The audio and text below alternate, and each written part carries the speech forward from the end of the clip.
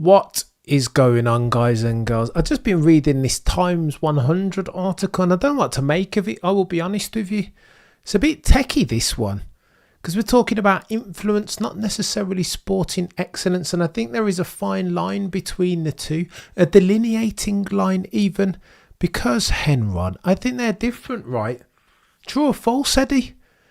Influence and sporting dominance are two different entities, and the two shouldn't be confused with one another, surely. I'm reading this Times 100 article that have Max as one of the 100 most influential people of 2024. I've got to have a think about what that means. And if you look at their criteria, what they're talking about. So A, this is elected by Times editors. And B, it's very subjective, right? Where is the independent jury?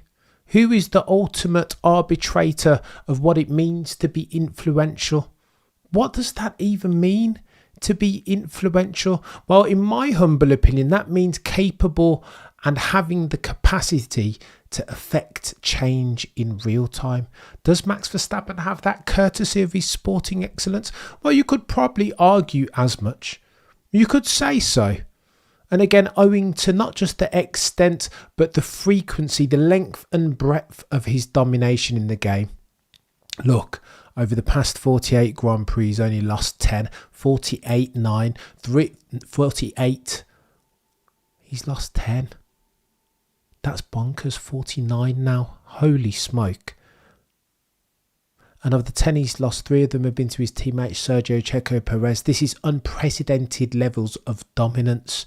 Fresh and at the forefront of my mind each and every single time are qualifying laps around Suzuka, the likes of which I've never seen before. I will be honest, the Sector 3 at Monaco qualifying a couple of years ago, again, God tier, my guy, legend of the game, former editor of F1 magazine, Matt Bishop, said that that's the best Sector 3 he's ever seen.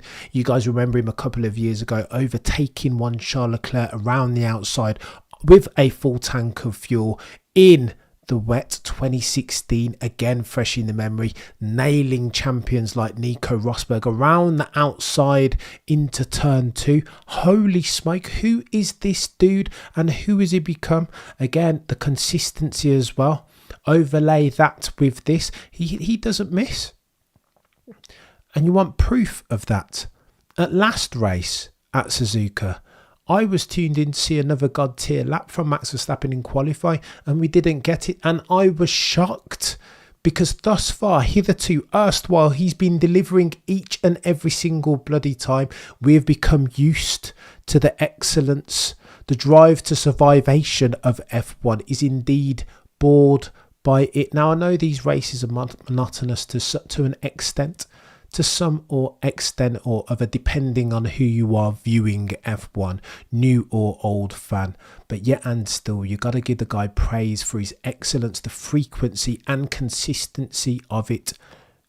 Got to clap your hands. I've been watching F1 a very long time. You guys know me, grey beard and all, soon to turn the big 4-0. Been watching this sport since the early 90s, and I don't think, even with Senna, Prost, Vettel, Schumacher, I don't think I've seen a dominance flame burn so bright. I will be honest with you, this dude at present is unbeatable. Okay, so he's got the machine. The RB20 is a ridiculous weapon. Absolutely has the minerals underneath him. Adrian Newey, God tier levels of aerodynamicists behind him. But yet and still, each and every single time, you've got to execute in that car, and he is doing that. And for that, Max Verstappen is absolutely worthy of praise each and every single time, if you ask me. But does that translate necessarily into influence? The ability to affect change in real time and segment that from actually doing it right. They are two different things. Wielding influence is different from having it. Now, I think these guys, as they define it, I've written down this definition, I'm going to read it out to you. The final list of influential individuals is exclusively chosen by Time editors, with the nominations coming from the Time 100 alumni and the magazine's international writing staff. Only the winner of the readers' polls conducted days before the official list is revealed is chosen by the general public. So that's a bit techie, isn't it? It feels like it's a little bit of a popularity concert. But let me argue for Max Verstappen in real time.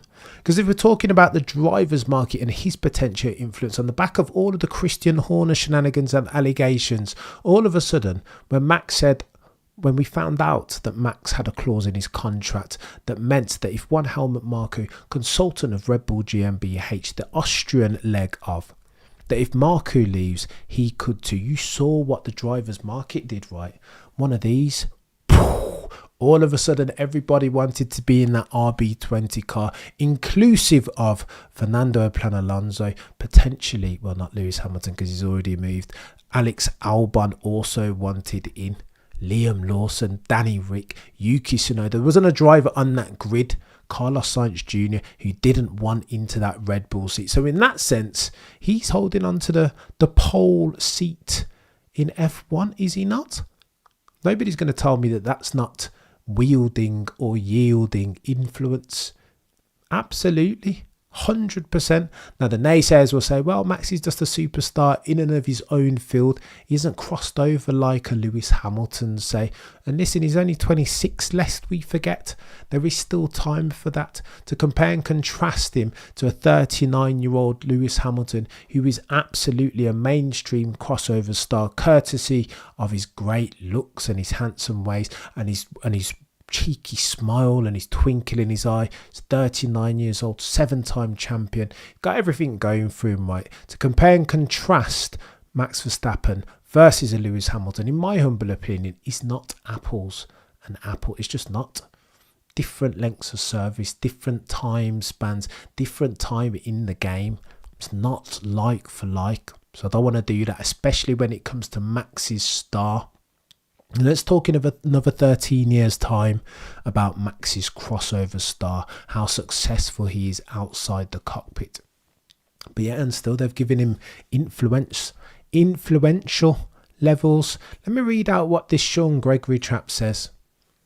Max Verstappen has won in Miami and Monaco and Abu Dhabi. He's won in Japan and Qatar and Austria and Hungary and other places across continents. Props, true. No athlete has enjoyed more victory laps in more disparate places around the world than Verstappen, the Formula One driver who has won 3 straight championships, soon to be 4. Verstappen, who races under the Dutch flag, is so confident behind the wheel that during at least one race, he's been able to keep an eye on the screens around the track in order to watch the battle going on. But that is bonkers, to be fair. Is that not bonkers, Johanna, Henron, Eddie? That is bonkers, by the way. Dispietate, Priscilla. That is bonkers, chat. That is that dominant. And again, I've tried to give it as much colour as possible, speak to the rich tapestry that is the Max Verstappen dominance show in 2024. I've tried, but I've missed one, haven't I? How does he have that much in hand that he can watch the big screen in race, in real time? That's bonkers. But I digress. Orange-clad fans flocked to his races to cheer him on, while others dressed in the outfits of rival teams like Ferrari and Mercedes boo him on the podium. That's techie, isn't it, Christy? That is a bit techie, isn't it? I don't know what to say to that. But let's be honest and truthful. Look, if we're talking about star quality, I'm going to reference some other sports stars that roll off the tongue, that spring to mind very quickly. I remember Muhammad Ali, right? He went to see a wrestling show and watched a wrestler, kayfabe and all, called Gorgeous George.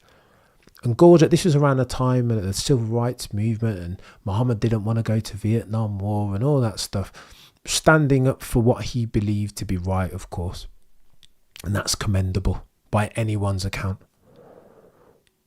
And so roundly, the public hated Cassius Clay, now Muhammad Ali, didn't like him. He was brash and he was cocky, yada yada yada. And then Muhammad went to this wrestling show and saw this chap, a heel, a bad guy called Gorgeous George, and they booed him roundly. Absolutely destroyed this chap. Muhammad Ali had a chat with Gorgeous George afterwards, and Gorgeous George said to him, listen, people will pay more to see you lose than they will to come and cheer for you. Max Verstappen, in that sense, I think he needs to lean into this heel character, I'll be honest with you. And with that comes a form of influence, does it not? But I digress. $3.2 billion Formula One business, which grew 25% in 2023. Sean Gregory of The Times continues. Now,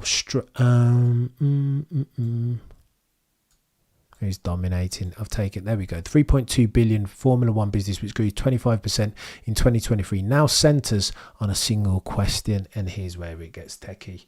Macon.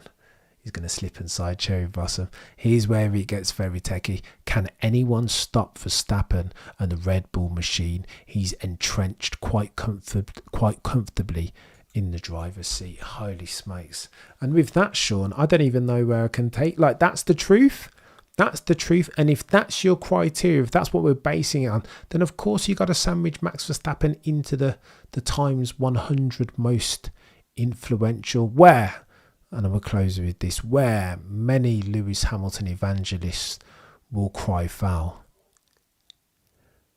by virtue of the fact that there is no Lewis Hamilton on this list, right?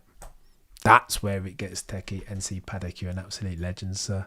That's where people will get techie, and that's where we'll have a point to argue. And myself, as a Lewis Hamilton fan, influence can come in different forms. Good sir, Max is on memes, news channels, Twitch, and what he means to the Netherlands. I don't think it's a disrespect to Hamilton, rather a statement to Max, to what Max has become. Go on then, NC Paddock, let's talk to this, because there will always be the compare and contrast. There will always be the yin, the Lewis Hamilton yin to Max Verstappen's yang, right? They are inextricably linked and will always be because of the 2021 season. But here goes nothing as far as Lewis. This is what Lewis Hamilton fans will say, one of whom I am. How can Max Verstappen be on this list without Lewis Hamilton? Lewis Hamilton with his mainstream crossover star, all the things outside of F1 that Lewis Hamilton is doing, all of the ventures he's involved with outside of the cockpit, as a compare and contrast. If you're doing, if you are going to do what I said not to do and do a like for like, compare the market, then how could Lewis Hamilton not even be on the list at all? Well, by the Times' criteria, they're just looking at the previous year, right? What have they done over the past 12 months? Now, here's where I have to play devil's advocate and argue against Lewis Hamilton. Look, if we're doing the cumulative thing and looking at all of the things that Lewis has done over the course of his 39 years, then that's another one. But if you're going to look in isolation over the past 12 months, you can make an argument for the Times, right? What has Lewis done in sporting terms? What is it? What has his car enabled him to do in sporting terms? It's probably a better question to ask now. I don't know. Still doing his altruistic activities, still being a social justice warrior as he loves to do. Project Hamilton, Hamilton Commission et al. All of that is absolutely worthy of praise. But this is nothing new, eh? He's been doing this stuff always and forever. That's not to say it isn't commendable and absolutely must be worthy of praise. However, Max Verstappen, as far as influence, as far as his change over the course of the last 12 months, he's moved on a step, right? The level of dominance, 3-time, no longer 2-time champion, the incremental iteration, what he's done over the course of that last 12 months is greater, is bigger, is more influential. He's gained more ground than Lewis Hamilton. And take a peek at the other sports stars on there. Patrick Mahomes jumps off the page and he's out here winning a Super Bowl each and every single year. So this list then, as I understand it, as I read it, is a list about what have you done for me lately. Max Verstappen currently, over the last 12 months, is dominating F1 like I've never seen anybody else dominate. Winning these races with time in hand. And again, he's not, the engine isn't turned up to 12. He's driving with a level of mechanical empathy. Why would he not? He doesn't want the FIA to start overly scrutinising them. Why would you? Red Bull are smart and Max Verstappen is too. They are driving with something in hand. He won't win too many races this year with more than 20 seconds in hand. Are you going to tell me that that doesn't mean he could have 60 seconds plus each and every single? Of course he could. But they are smart. And again, I say all that to say this. This is the level of the Max Verstappen dominance that we're dealing with in this era. I don't even think we realise exactly how dominant that chap is. And if it's that level of dominance over that period of time, the extent, the length and breadth in sporting terms speaks to being on this type of list. I tried desperately to argue against Sean Gregory's assertions here. I really want to say that sporting dominance doesn't necessarily lend itself well to being on this list. Just because you win a couple races, or more than a few races, 38 of the last 48, doesn't mean necessarily that you should be on this list. However, when the extent, the length and the breadth, the frequency of the dominance, when it looks like this, as far as the influential, the times 100 list, I think you're a shoo-in. Put him on there. No further questions, Your Honour.